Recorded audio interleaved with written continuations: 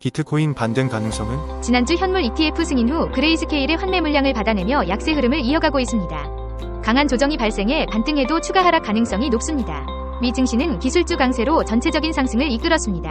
1월 31일 진행될 FOMC 회의에선 금리가 동결될 가능성이 90% 이상으로 매우 높습니다. 회의 이후 기자회견에서 연준 의장 발언에 주목해야 합니다. 3월 FOMC 회의는 올해 첫 금리 인하가 결정될 걸로 예상됩니다. 최근 소비 자물가 지수 (CPI) 위 애매한 둔화 속도와 지난주 소매 판매가 예상치를 크게 웃돌아 금리 인하 기대감이 점점 낮아지고 있습니다. 현재 가능성은 50대 50입니다. 소비는 미국 GDP 상당 부분을 차지합니다.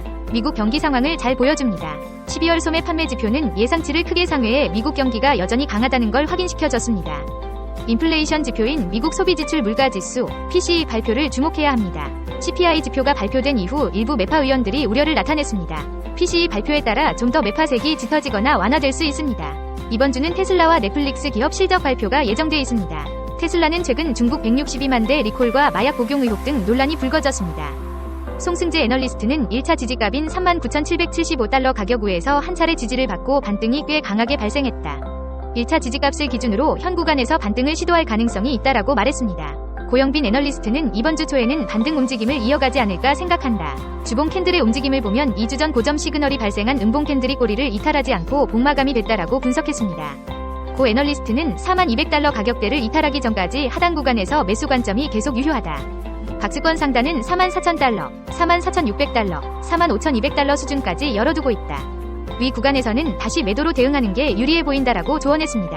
송승재 애널리스트는 4시간 상승 다이버전스에 대한 기대값은 43,600달러로 예상된다라며 해당 가격을 4시간 봉종가 기준으로 돌파하고 분봉에서 지지받으면 기술적 반등의 최대치인 45,600달러 부근까지 상승 시도할 수 있다라고 예측했습니다.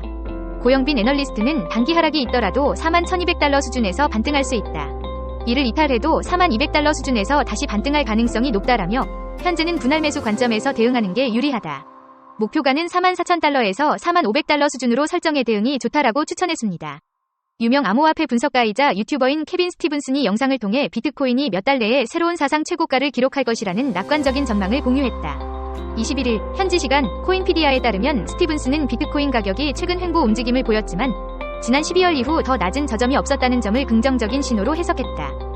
스티븐슨은 S&P 500이 사상 최고치에 근접하고 있으며 역사적 패턴에 비추어 볼 때 비트코인이 S&P 500을 따라 동반 상승할 가능성이 높다고 지적했다.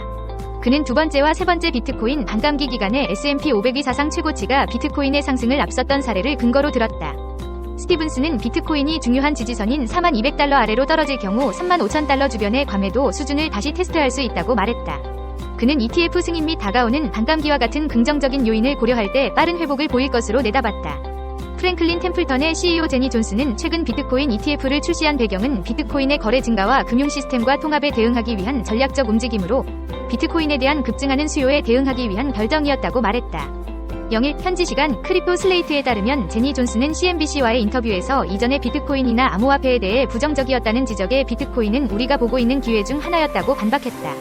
크립토 슬레이트는 비트코인이 전통적인 주류 금융회사들 사이에서도 유효한 투자 옵션으로 인정받고 있음을 나타낸다고 설명했다. 존슨 CEO는 프랭클린 템플턴의 비트코인 ETF 출시가 거래 증가와 금융 시스템의 통합에 대한 전략적 대응이라고 설명했다. 비트코인과 다른 암호화폐를 뒷받침하는 기술이 다양하고 새로운 투자 기회를 창출했으며 이는 계속 발전할 것이라고 덧붙였다. 그녀는 비트코인이 불안정한 정권에서 개인들에게 안전망 역할을 한다고 설명했다. 정부가 자산을 몰수한 사람들이나 갑작스럽고 격렬한 인플레이션에 대비해 비트코인을 보유한 사람들의 예를 들며 보험 또는 안전장치로서 고려되는 두려움 요소라고 말했다. 존스는 이러한 사용 사례가 비트코인이 인류에게 자유를 보호하는 도구로서 가치 있는 근거라고 말했다. 그러나 그녀는 기술적으로 능숙하지 않은 평균적인 사람에게 비트코인을 보유하는 것이 매우 복잡하다고 지적했다.